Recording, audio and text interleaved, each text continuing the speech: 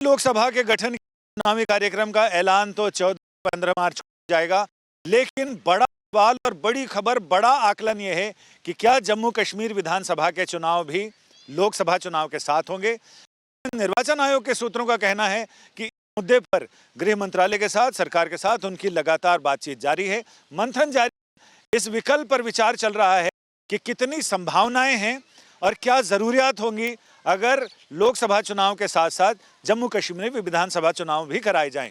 निर्वाचन आयोग के सूत्रों का कहना है कि एक साथ लोकसभा और विधानसभा के चुनाव करने पर प्रत्याशी ज्यादा होंगे, मीटिंग्स ज्यादा होंगी, जनसभाएं ज्यादा होंगी और इसके साथ ही रैलियां भी ज्यादा होंगी। तो ऐसे में वहां सुरक्षा बलों की भी ज्यादा होगी।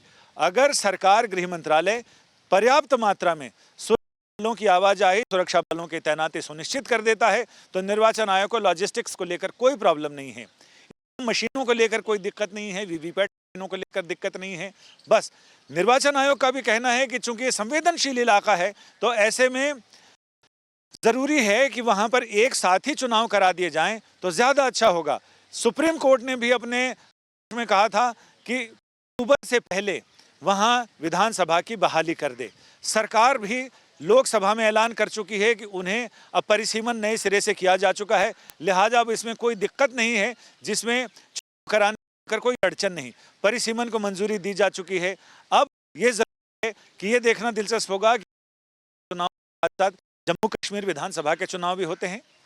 इसके साथ ही 4 राज्यों के विधानसभाओं के चुनाव लोकसभा के साथ ही होते आए हैं पिछले 2-3 बार से। इस बार ये भी ऐसी उम्मीद जताई जा रही है कि जिन विधानसभाओं के कार्यकाल 2024 में ही अगस्त से लेकर नवंबर तक खत्म होते हैं, तो क्या उनके चुनाव भी लोकसभा के साथ ही कराए जाएंगे। विधि आयोग की रिपोर्ट भी किसी भी समय आने वाली है सरकार तक, तो विधि आयोग की रिपोर्ट में क्या है, सूत्र जो छन कर जानकारी आ रही है ये है कि विधि आयोग अपनी रिपोर्ट में ये सिफारिश करने जा रहा है कि एक राष्ट्र एक चुनाव को लेकर क्या क्या विकल्प हो सकते हैं। सबसे बड़ा विकल्प, सबसे अहम विकल्प यह है कि संविधान संशोधन किया जाए जिसमें एक अध्याय जोड़ा जाए। वो अध्याय उसको रिप्लेस करेगा जिसमें कहा गया कि लोकसभा और विधानसभाओं का कार्यकाल 5 साल का होगा। अगर सरकार बीच में गिरती है और फिर से चुनाव करने की नौबत आती है तो फिर से किया हुआ चुनाव अगले 5 साल के लिए वैलिड होगा। लेकिन इन सिफारिशों के मुताबिक अगर कार्यकाल के दौरान ऐसा संवैधानिक संकट आता है जिसमें सरकार गिर जाए, में अंतरिम सरकार का, अंतरिम मिलीजुली सरकार का प्रावधान होना चाहिए, यानी सर्वदलीय सरकार। वो भी तब तक के लिए जितना 5 साल के कार्यकाल में जितना समय बाकी है। अगर ऐसी अपरिहार्य स्थिति आती है जब साझा सरकार चलने की स्थिति ही हो, तो ऐसे में चुनाव भी होगा, अपरिहार्य स्थिति में चुनाव भी होगा, तो वो बाकी बचे हुए कार्यकाल के लिए होगा, ताकि सारे विधानसभाओं के चुनाव, लोकसभा के चुनाव और स्थानीय निकायों के चुनाव एक साथ किए जाएं। यानी इन चारों स्तरों पर, पंचायत चुनाव, इन चारों स्तरों पर यह व्यवस्था लागू होगी कि अगर बीच कार्यकाल में सरकार गिरती है तो पहला विकल्प होगा अंतरिम सरकार, साझा मिली सरकार, सर्वदलीय सरकार का, और अगर अपरिहार्य स्थिति होती है ऐसे में चुनाव बाकी कार्यकाल के लिए।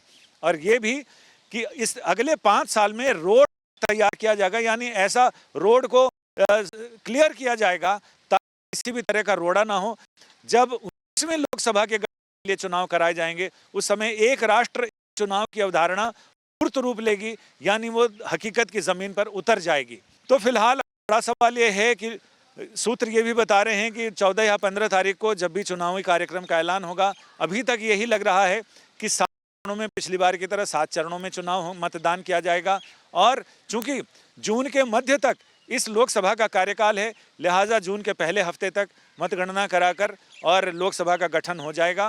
उसके बाद फिर सरकार शपथ लेगी, नई सरकार शपथ लेगी। तो कुल मिलाकर 13 या 14 मार्च तक चुनावी कार्यक्रम का ऐलान, क्योंकि 12 और 13 मार्च को निर्वाचन आयोग जम्मू कश्मीर होगा। इससे वो कुछ उत्तर प्रदेश और कई राज्यों के दौरे करेगा। सबसे आखिरी दौरा जम्मू कश्मीर का है। 13 मार्च को आयोग जम्मू कश्मीर का दौरा खत्म करके दिल्ली पहुंच जाएगा। तो उम्मीद है या तो 14 मार्च, 15 मार्च को चुनावी कार्यक्रम का ऐलान कर दिया जाएगा। आपके साथ इंतजार हमें भी है, जैसे ही हमें और जानकारी मिलती है आपके साथ उसे तुरंत साझा करेंगे। तब तक देखते रहिए आज तक। कैमरामैन अशोक भनोट के साथ संजय शर्मा, दिल्ली आज तक।